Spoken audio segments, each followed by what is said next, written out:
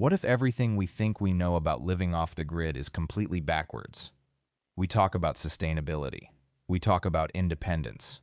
We talk about escaping the system. But nobody talks about the one thing that actually killed more people trying to live off-grid than anything else. And it's not what you think. Your grandparents didn't survive off-grid living because they were tougher. They survived because they understood something fundamental that we've completely forgotten in our rush to romanticize the past. And the crazy part, this knowledge is literally hiding in plain sight.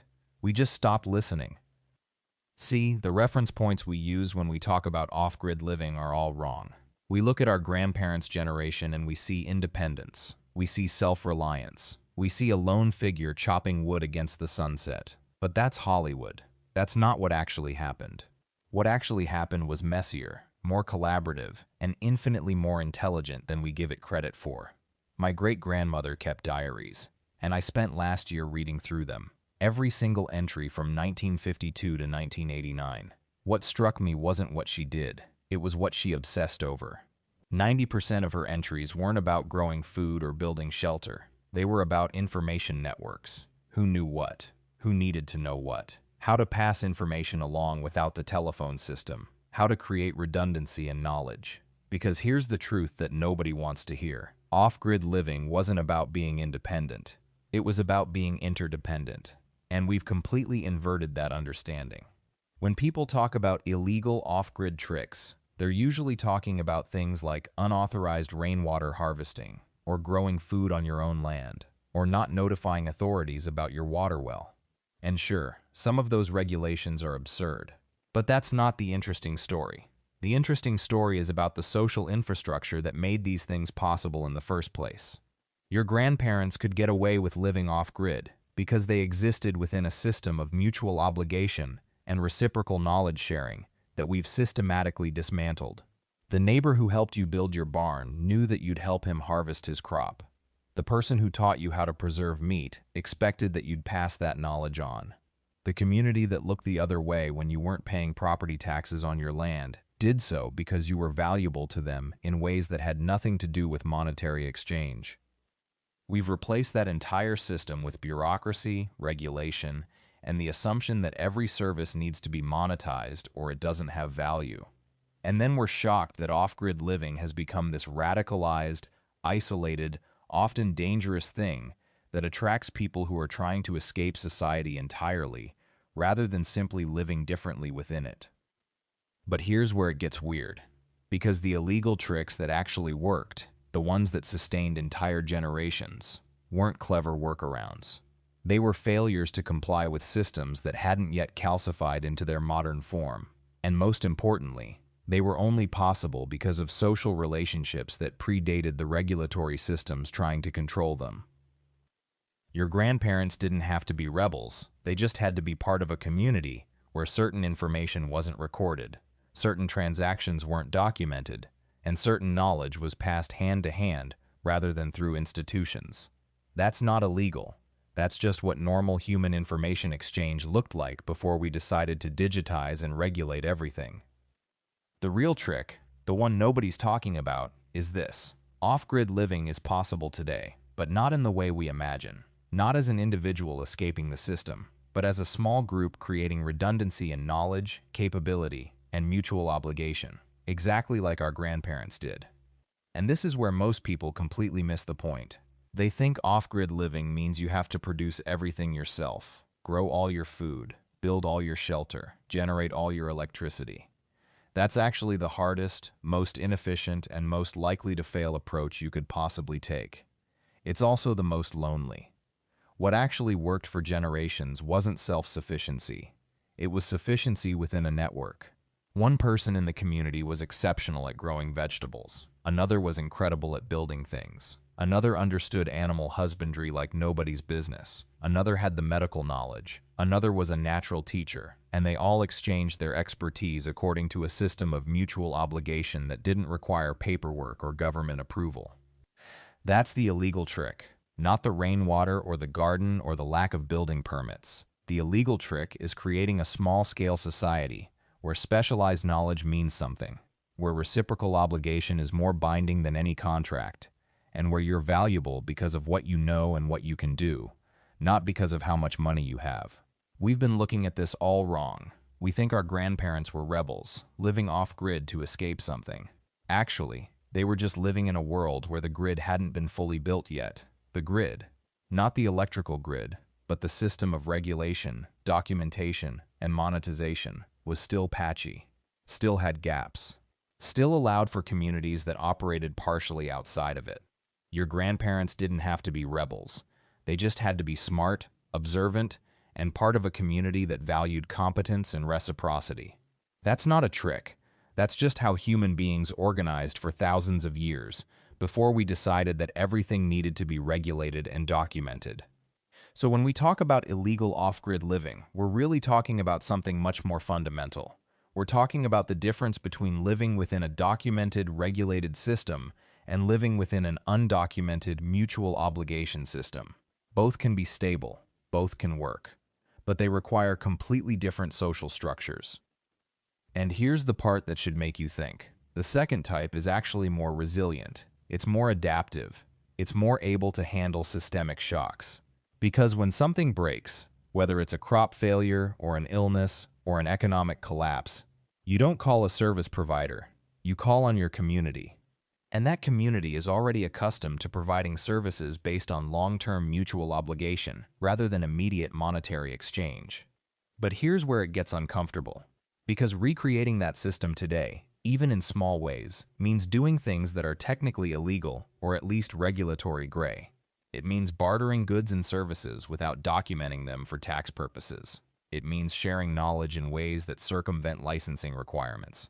It means creating informal agreements that wouldn't hold up in court because they were never written down. None of these things are dangerous. None of them hurt anyone, but they do exist outside the system.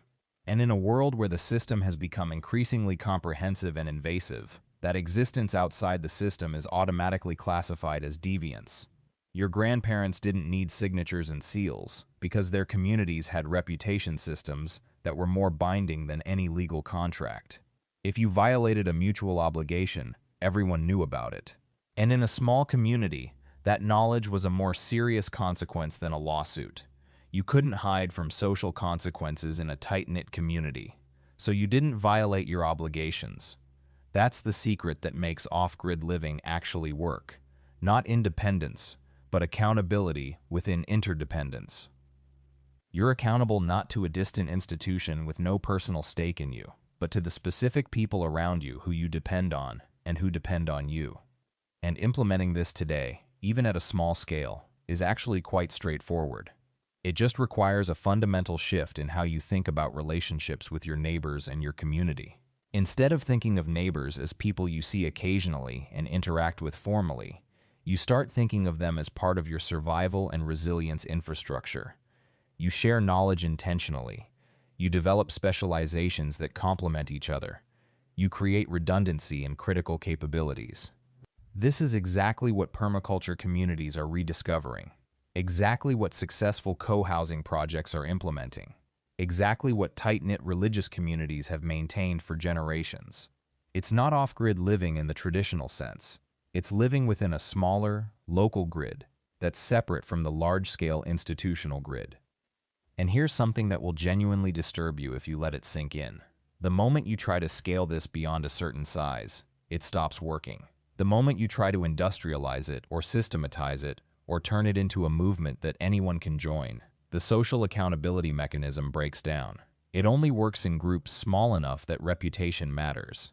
Groups small enough that you're actually dependent on these specific people, not just the abstract concept of community.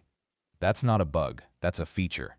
It's exactly why this approach is so resilient and why it was so effective for thousands of years. It can't scale, it can't be standardized, it can't be franchised. It has to be rebuilt in every community, from scratch, with the specific people in your specific place. Your grandparents understood this intuitively. They weren't trying to create a movement or a model that could spread to everywhere. They were trying to live well with the specific people around them, using the resources available in their specific place. And the illegal aspects of their off-grid living were really just the informal, undocumented aspects of a normal community. We've lost something important when we stop structuring our communities this way. And the people trying to recreate off-grid living aren't actually trying to recreate independence. They're trying to recreate interdependence. They just don't always realize it. The most successful people I've encountered who are actually living in a genuinely off-grid way aren't doing it alone. They're part of a small, tight community. They're dependent on each other. They have deep knowledge of each other's capabilities and limitations. They have a system of reciprocal obligation that's understood without needing to be explicitly stated.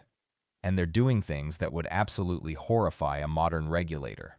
Not because those things are dangerous, but because they exist outside the documented system. They're bartering. They're sharing resources. They're transferring knowledge without proper licensing. They're making decisions collectively instead of individually. They're creating informal agreements based on trust instead of formal contracts based on law. And here's what makes this the real trick, the one that actually matters. This kind of community only forms when you stop treating relationships as transactional. The moment you start thinking, well, I'll help them with this because they'll owe me a favor, you've already destroyed the mechanism. The mechanism only works when the obligation is implicit, when you help someone because they're part of your community, period. And that community will help you when you need it, period. That shift from explicit transaction to implicit obligation is actually quite difficult to make if you've been raised in a monetary economy your entire life. Your brain wants to keep score. Your brain wants explicit agreements. Your brain wants to know exactly what you're getting and what you're giving. But that's the opposite of how tight-knit communities actually work. Your grandparents grew up in a world where at least a significant portion of their economic exchange happened outside of money. They understood implicitly how to participate in an obligation-based economy. We've largely lost that skill. We've been trained out of it by a century of monetization. So the illegal off-grid tricks that actually work aren't really illegal. They're just undocumented. And they're only possible in communities small enough and tight enough that informal obligation systems can function. The moment you try to scale them, the moment you try to turn them into a model or a method that anyone could follow anywhere, they stop working. That's the counterintuitive insight that nobody wants to hear because it's not inspirational or easily marketable. You can't create a movement around it. You can't franchise it. You can't teach it in a course. You can either build it in your own community through years of relationship building and trust development, or you can't have it. And that's probably why we keep looking for other solutions, because the real solution requires something we've largely stopped being willing to invest in: time, presence, and deep commitment to specific people in a specific place. It requires being known by your community. It requires being dependent. It requires admitting that you're not self-sufficient and that you don't want to be. If you want to explore this idea deeper, and I mean really understand how this works in practice, what the actual mechanisms are, how to start building this in your own community, I've put together a much more detailed breakdown in the description and in the pinned comment. It goes way deeper into the specific social structures, the psychological mechanisms that make this work, and the practical steps for building this kind of community interdependence. Because understanding the principle is one thing, actually implementing it in your life is something else entirely.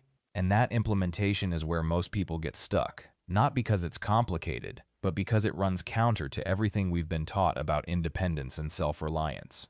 So we're going to spend the rest of this video doing something different. We're going to look at specific examples of how this has worked in actual communities, not theoretical communities, not romanticized versions of how things used to be, but actual, documented cases of tight-knit groups that have successfully maintained off-grid living through interdependence rather than independence.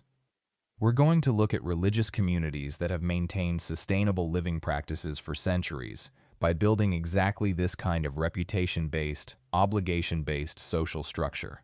We're going to look at modern permaculture communities that are reconstructing these systems from scratch. We're going to look at intentional co-housing projects that are explicitly designing their social infrastructure to enable the kind of off-grid practices that would be impossible for individuals. And we're going to examine what they've gotten right, what mistakes they've made, what we can learn from their experiences.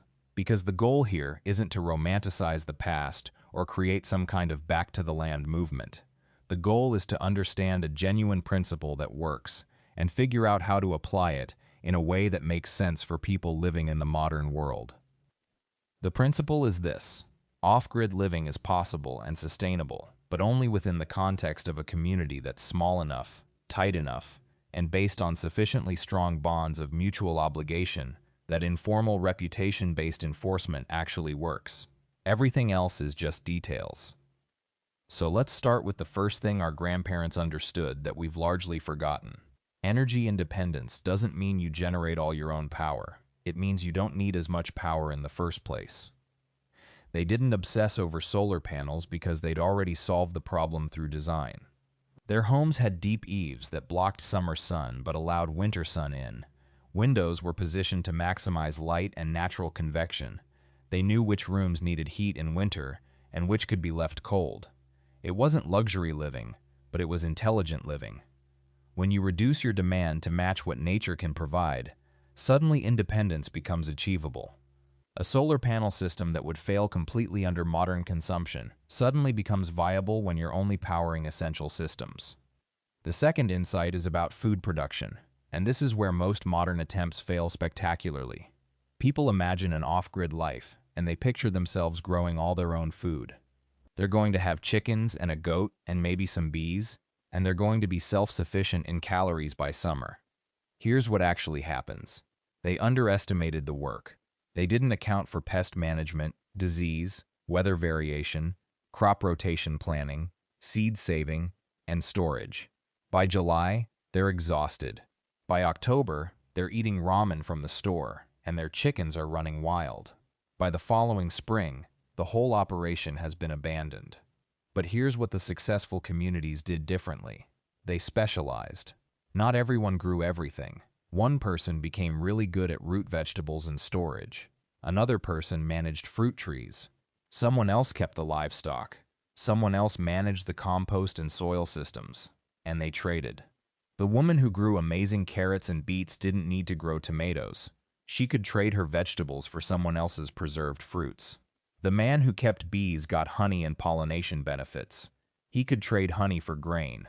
The grain grower didn't need to maintain fruit trees because the fruit person handled that. This is the reputation system in action. You become known for something. You become reliable. When the harvest comes in, people know they can depend on you for that one thing, and they're depending on their neighbors for the other things. That mutual interdependence is not a bug. It's the entire system. The third thing they got right was about water. Most modern off-grid discussions focus on wells and pumps and treatment systems. And sure, those things matter. But the original insight was simpler. Use less water in the first place. How? Separate your systems. Gray water from washing that goes to plants. Kitchen wastewater has a different treatment path. Human waste is completely separate. Rainwater is collected before it even touches the ground. Suddenly, your water needs drop dramatically because you're not treating everything like it needs to be drinking quality water. And here's the intelligence part. They understood that less water use doesn't mean less cleanliness. It means different methods. A quick wash with a basin of water is actually faster and more efficient than a long shower. You still get clean, you just do it more intentionally. The fourth principle is about waste, and this is where the difference between sustainable living and just living poor becomes really clear. In a poor household, waste is just waste. You threw it away because you didn't want to look at it. In a sustainable household, waste is a resource that hasn't found its purpose yet. Scraps become animal feed. Animal waste becomes fertilizer. Old clothing becomes rags or insulation. Wood scraps become fuel or kindling.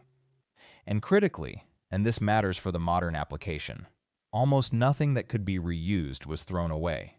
There was a genuine cost to creating waste. Not just an environmental cost, which they wouldn't have thought about in those terms, but an actual economic cost. You'd just purchase this cloth, or this wood, or this metal. You're not going to throw it away. Someone will find a use for it. This connects directly to our fifth principle, the concept of redundancy and repair versus replacement. Modern consumption is built on the idea that when something breaks, you replace it. It's cheaper than fixing it. But that calculation only works if your labor is expensive and your replacement goods are cheap. In an off-grid, low-consumption community, that equation flips completely. Your labor is available. It's literally what you're doing with your time. And new goods are expensive or unavailable, so you maintain and repair everything. A tool gets a new handle, a piece of furniture gets re-glued, an article of clothing gets patched, a wall gets replastered, constantly. And here's the psychological part that's often missed. This actually creates better quality in many cases. When you're repairing something rather than replacing it, you notice what failed. You learn from it.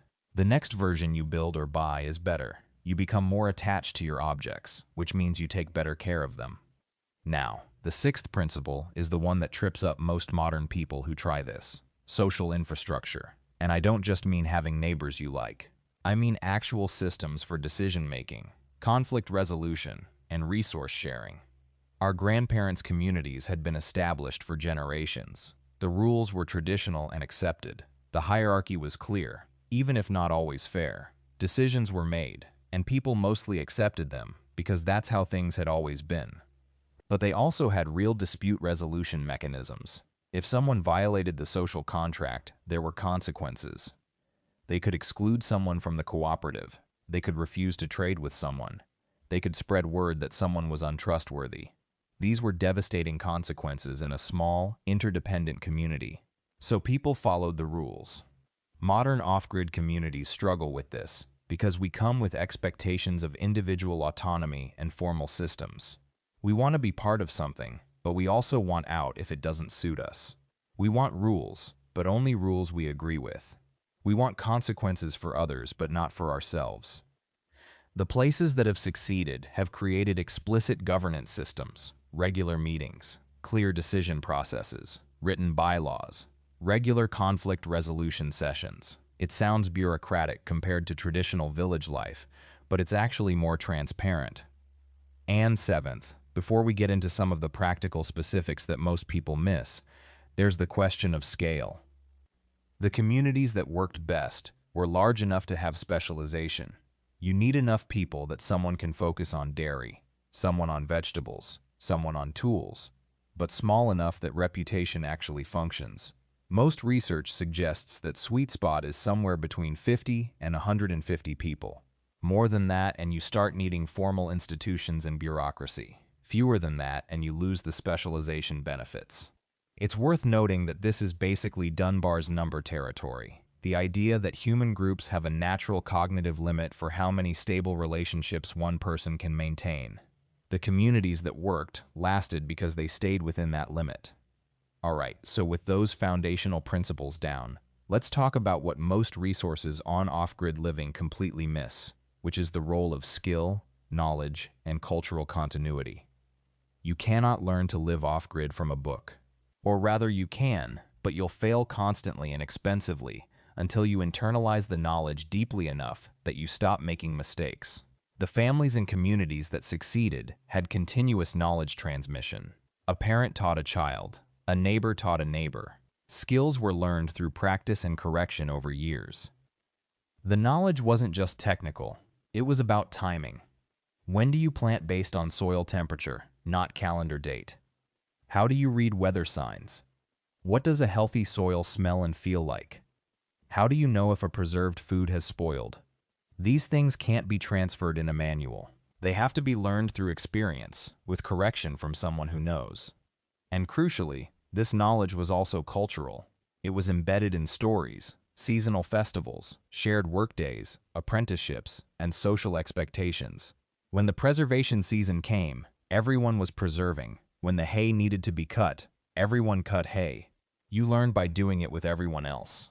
I've got a resource in the description and pinned comment that goes much deeper into how to actually find or build this kind of knowledge structure, especially if you don't come from a family background with these skills. It's actually more achievable than you'd think. Now, the eighth insight is something that actually gets romanticized a lot, and I want to be really clear about it: the role of seasons. The communities that worked weren't living in some imagined static state of pastoral perfection. They were living in dramatic seasonal variation. Winter was genuinely difficult. The heating had to be adequate, or people suffered or died. The food stores had to be sufficient, or people went hungry. Spring was manic with planting work. Summer was long days of maintenance and growth. Fall was harvest scramble. And this is actually essential to the system. The seasonal variation created natural rhythms of work and rest. Winter was the time when you did the craft work, the planning, the repair of equipment. The physically intensive work was concentrated in growing seasons. Your body adapted. Your community adapted. It was hard, but it was sustainable, because it matched the reality of working with nature rather than against it. Modern off-grid attempts often fail because people try to maintain summer levels of activity and comfort year-round. They want constant power, constant water, constant work opportunities. But that's not how ecology works. The summer has abundance. Winter has scarcity. If you align with that instead of fighting it, everything becomes possible. The ninth thing our grandparents understood, and this is where it gets specific and practical, is about money. They didn't use it the way we do now. They didn't borrow against next year's harvest to buy this year's tools. They didn't accumulate debt as a normal state of being. Instead, they saved in ways that seem almost alien to us today. They saved in seeds. They saved in skills. They saved in relationships with neighbors. They saved in stored food. The idea of having extra money in a bank account earning interest would have seemed pointless to them. Why have abstract wealth when you could have concrete resilience? Today we reverse this. We accumulate money and pretend it'll always be accepted. We neglect actual skills and physical storage. Our grandparents would have found this completely backwards. And the economic instability we see now, the inflation, the supply chain concerns, it's vindicating their approach entirely. This leads to the 10th principle, understanding barter and local economy. Our grandparents didn't have cash for everything. In fact, they rarely did. Instead, they participated in systems where value moved differently. The carpenter would fix your roof in exchange for winter vegetables. The blacksmith would make tools in exchange for grain. The school teacher would board with families throughout the year, rotating every few weeks. These weren't informal systems. They were sophisticated. People kept mental accounts. They understood who owed whom favors. There was trust built over lifetimes. And it worked because everyone in the community had something valuable to offer. The problem with trying to recreate this now is obvious. We've lost the social infrastructure. We can't just decide to barter in a modern neighborhood where nobody knows how to do anything except their office job. But what we can do is understand the principle. We can build these systems locally: community gardens, tool sharing, skill exchanges, childcare cooperatives. These aren't charity, they're resilience networks. The 11th principle is about information and knowledge preservation, and this one directly challenges how we live now. Our grandparents understood that knowledge had to be written down in ways that didn't require electricity to access. They kept journals. They collected recipes on paper cards that were passed down. They marked their calendars for when to plant, when to harvest, when certain animals would breed. They documented their experiences so that the knowledge would survive them.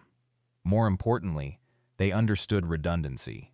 They didn't keep the knowledge in one place. Recipes were written and then taught to children. Techniques were demonstrated and then practiced. The same knowledge existed in multiple formats and in multiple minds. If something happened to one record, the knowledge survived.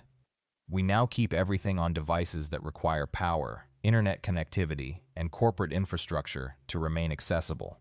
A solar flare, a server failure, a company bankruptcy, and entire libraries of information become inaccessible. Our grandparents would find this catastrophically foolish. The practical application here is not to abandon technology entirely. It's to maintain a parallel knowledge system. Keep paper copies of important information. Learn skills hands-on, not just from videos. Teach your family members directly. Create redundancy. Make sure that if the power goes out, you still know how to do things. This is where the 12th principle emerges, and it's subtle but powerful. Understanding the rhythm of rest. Our grandparents weren't lazy, but they understood something we've almost completely forgotten. Exhaustion is not a badge of honor. It's a sign that you're working against nature, not with it. In the summer, when the days were long and the work was plentiful, they worked hard, genuinely hard, from before dawn to after dusk. But they also knew this was temporary. They anticipated it, they prepared for it, and crucially, they built rest into the other seasons. Winter wasn't laziness. It was intentional rest that allowed recovery and reflection. It was time for indoor crafts, for reading, for planning, for relationships. The body and mind needed this. They understood it not as failure, but as necessary. Modern life has eliminated seasons of rest entirely. We maintain the pace of summer year-round. We sleep poorly because we never allow genuine recovery. We get sick frequently because our immune systems are constantly stressed. We burn out because we've forgotten that exhaustion has meaning. If you want to implement even one off-grid principle that'll transform your life immediately, start here. Build seasons into your year. Intentionally work harder during high seasons and rest more during low seasons. Your productivity won't drop. It'll increase. Your health will improve. Your mood will stabilize. The 13th principle is about waste, and it's so foreign to us now that it bears explaining carefully. Our grandparents wasted almost nothing. This wasn't virtue signaling. It wasn't environmentalism in the modern sense. It was economics. Every item had cost them time or money, or both. Throwing something away was literally throwing away their labor. They had systems for every scrap. Food scraps went to animals. Animal waste became fertilizer. Worn clothing became rags for cleaning, or patches for other clothes, or eventually stuffing for quilts or pillows. The stuffing from those quilts might later become insulation or packing material. Wood, never thrown away. Every scrap became kindling, or smaller pieces for specific projects, or fuel for fire. Even sawdust had uses. It insulated spaces. It was mixed with clay for construction. It was used for animal bedding. We now design products specifically to be discarded. Planned obsolescence, single-use items, packaging that can't be reused. We've inverted the entire system. We now waste by default, and reuse is treated like an alternative choice. The practical application is obvious, but culturally revolutionary. Design your life to eliminate waste. Buy durable goods. Learn to repair things. Keep containers and repurpose them. Compost food scraps. Donate clothing instead of discarding it. Find secondary uses for items. Make waste your problem to solve, not a system to ignore. And this connects directly to the 14th principle, understanding the true cost of convenience. Convenience, as we've defined it in the last 50 years, is incredibly expensive. It's just that the costs are hidden. They're paid by people we don't see. Workers in warehouses, miners extracting materials, farmers growing monocultures for processing. The costs are paid by systems we don't interact with.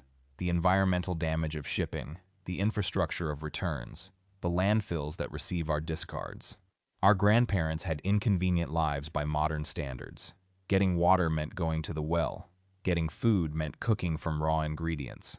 Getting materials meant trading or waiting for traders to arrive. But every action had immediate, visible costs. You felt the weight of your choices. This meant they made different choices. They didn't waste water because they'd carried it by hand. They didn't order unnecessary items because the cost was obvious. They didn't expect next-day delivery because nobody shipped things individually across the country. The question you should ask yourself is, how much of my convenience am I actually paying for? And more importantly, what would I choose if I could see the full cost? Because here's what happens when you start to understand this. You naturally begin to prefer inconvenience. You cook from scratch because you realize the alternative involves layers of processing and transport. You buy local because you can see where your money is actually going. You repair things because the convenience of replacement no longer seems appealing when you understand its cost. This naturally leads us to the 15th principle, which might be the most important one for your daily quality of life right now: the practice of deliberate consumption. Deliberate consumption means making a conscious choice about every single thing you bring into your home. Not because you're minimalist for aesthetic reasons, but because you understand that each object represents time, resources, and energy that could have gone elsewhere. Your grandparents didn't shop online at midnight on impulse. They couldn't, so they developed a natural filter that we've almost completely lost. Before buying anything, they asked 3 questions. First, do I actually need this? Second, will this last? And third, what will I do with this thing when I'm done with it? That third question is the killer, because once you start asking it, your entire relationship with consumption changes. A plastic bag isn't just something you use and throw away. It's something you'll need to deal with for potentially hundreds of years. That cheap widget isn't just a purchase. It's a commitment to eventually throwing something into the world. When you start living this way, something unexpected happens. Shopping becomes boring. That sounds like a negative, but it's actually liberating, because boredom with consumption is freedom. You stop chasing the dopamine hit of buying something new. You stop feeling like you need to keep up. You stop believing that the next purchase is going to solve something that was actually a feeling all along. This connects directly to the 16th principle, financial clarity through honesty. Your grandparents understood their finances because they had to. There was no option to ignore it. When you spend money, you physically hand it over or watch it leave your account. The friction is real. Today, we've made financial abstraction an art form. Credit cards, digital payments, automatic subscriptions. They're designed specifically so you don't feel the weight of spending. That's not accidental. It's not a feature for your benefit. It's a feature for the benefit of companies that profit when you spend without thinking. When you remove that abstraction, when you go back to handling physical money, or at least seeing it leave in real time, something changes. You stop buying the fourth item you don't need in a checkout bundle. You stop subscribing to services you've forgotten about. You stop treating money like an infinite resource that mysteriously appears in your account. This is why the 17th principle matters so much right now. The restoration of natural rhythm. Your grandparents lived by seasons and daylight. They woke when it made sense to wake, worked when there was work to do, and rested when the sun went down. This wasn't spiritual or poetic. It was just how humans lived for thousands of years before we invented artificial light and caffeine. What they didn't realize was how much this rhythm controlled everything. Your sleep, your energy, your mood, your eating patterns, even your ability to think clearly. When you mess with that rhythm, you don't just feel tired.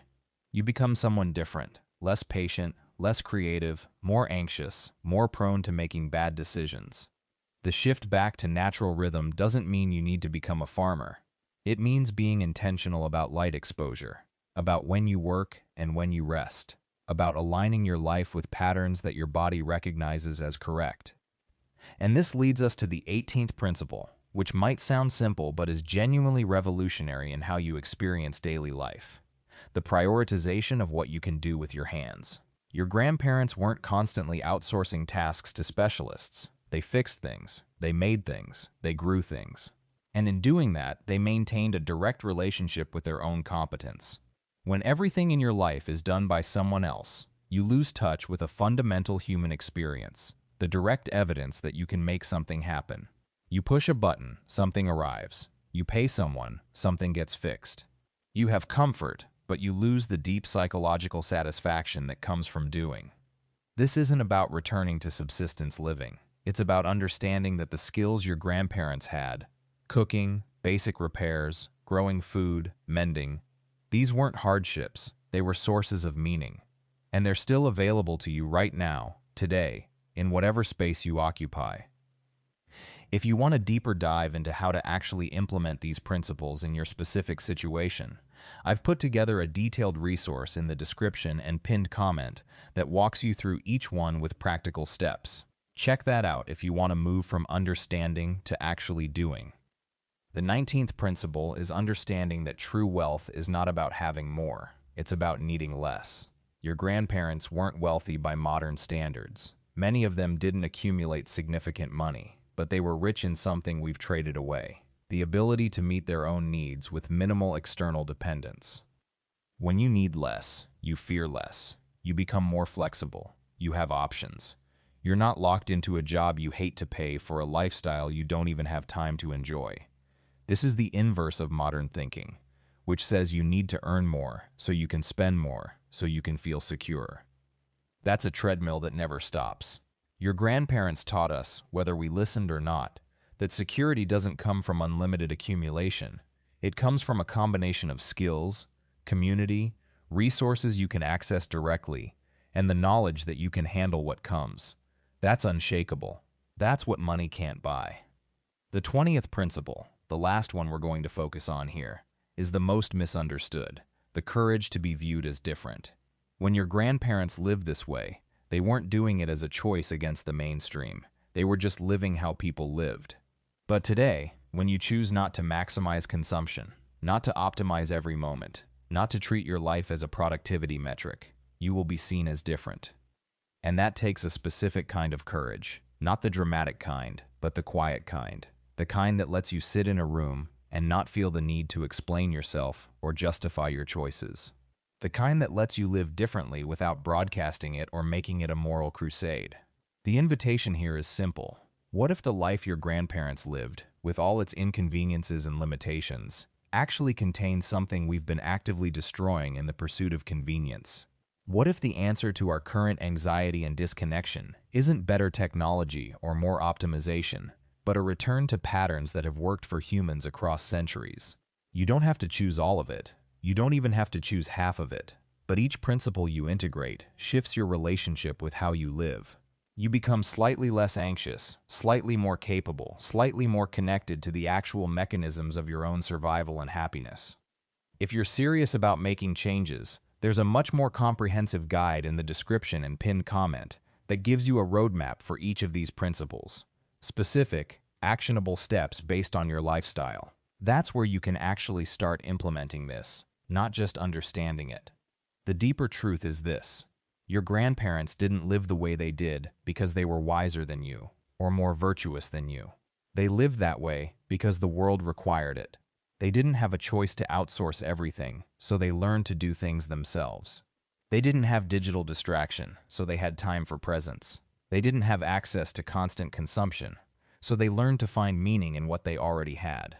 And while we can't uninvent the internet or go back to a world without technology, we absolutely can make intentional choices about how much of that convenience we actually accept. We can choose the inconvenience that leads to meaning instead of the convenience that leads to emptiness. That's the real offer your grandparents made to you, whether you take it or not. They showed you that a good life doesn't depend on maximizing everything. It depends on aligning with patterns that humans recognize as correct: work and rest, community and solitude, creating and consuming, giving and receiving. Thank you so much for watching this all the way through. I know it's a longer